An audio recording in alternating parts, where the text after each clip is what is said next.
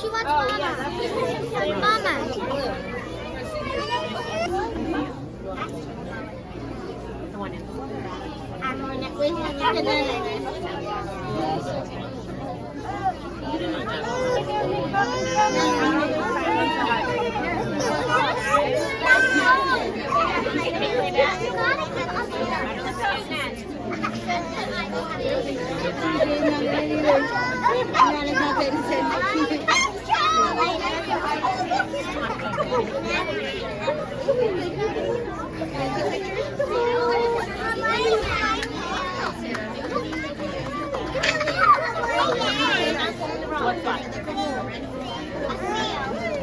Mama.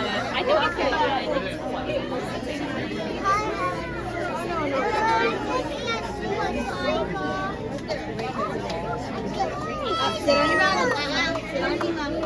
No wrong.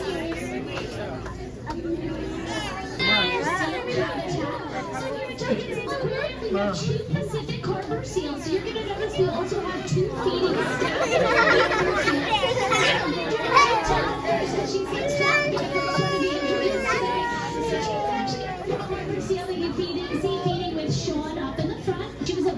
She was just 2 weeks old by her mother. So she was found on a beach by herself. She was very small at the time. She only weighed about 15 pounds. If you look at her now, she's about 70. So you can imagine she was a very tiny little animal.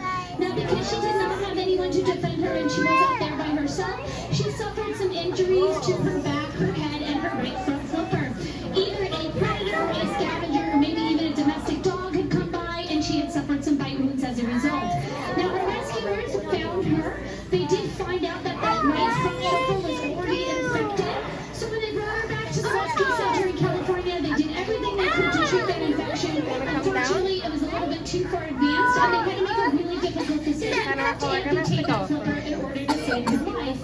Now, that is part of the reason that she actually is not living in the wild. But the other half of it is that she also does not know how to catch fish. She's 10:30, they have kind of an afternoon lunch, which is the one you guys are seeing later in the evening, and when we leave, so we're going to ask them to do that behavior. If they do that behavior, they get the word about fishing because of information.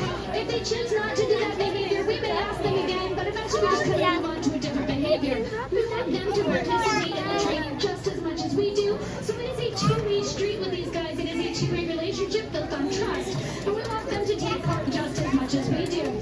Now, we trust them not to use those really sharp, powerful teeth, and they trust us to provide them with only good things, because seals actually are predators in the wild. They're predators in their own right. You should never approach a seal if you see one out in the wild. We do have 4 species that live here along our beach. Now you can see our themes using that kind of hollow, that wrinkly on the end of it. So that's how we're called a toolkit. It actually serves different purposes for our different seals. So the turbo tool is young and very high energy and fast moving, and it gives her something to focus on. So it helps our key trainers keep up with her a little bit. Helps us be able to extend our reach when we want her to move, because she will sometimes move faster than we will. Also have 2 feeding staff that are working with our seals. So I'm going to introduce you to one first, because she seems to want to be the first one to be introduced today. So she is actually our small harbor seal that you're feeding with Sean up in the front. Now, Turbo was a wild harbor seal. She was actually living in the beach out in California. She was living in the wild. However, unfortunately, she was abandoned when she was just 2 weeks old by her mother. So she was found on a beach by herself. She was very small at the time. She only weighed about 15 pounds. If you look at her now, she's about 70. So you could imagine she was a very tiny little animal. Now, because she did not have anyone to defend her and she was out there by herself, she suffered some injuries to her back, her head, and her right front flipper. Either a predator, a scavenger, or maybe even a domestic dog had come by and she had suffered some bite wounds as a result. Now, her rescuers found her. They did find out that that right front flipper was already infected. So when they brought her back to the rescue center in California, they did everything they could to treat that infection. Unfortunately, it was a little bit too far advanced, and they had to make a really difficult decision to amputate that flipper in order to save her life.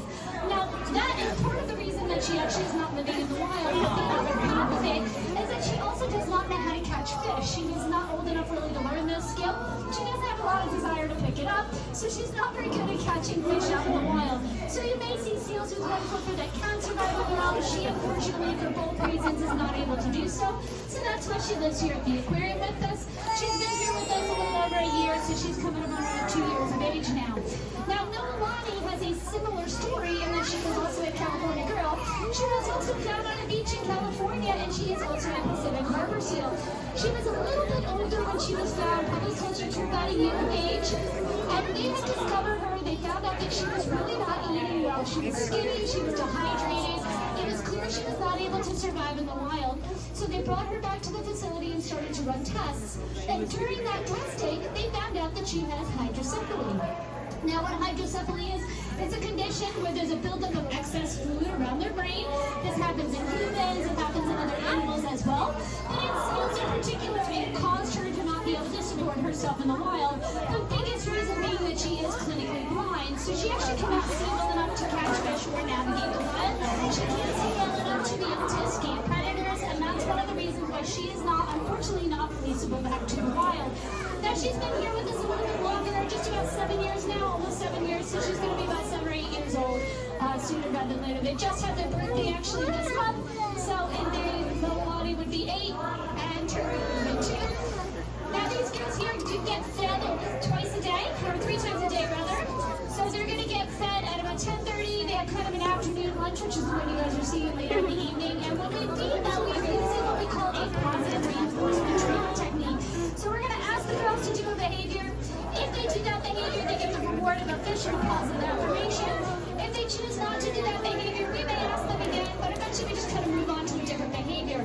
We want them to participate in the training just as much as we do. So it is a two-way street with these guys. It is a two-way relationship built on trust. And we want them to take part just as much as we do.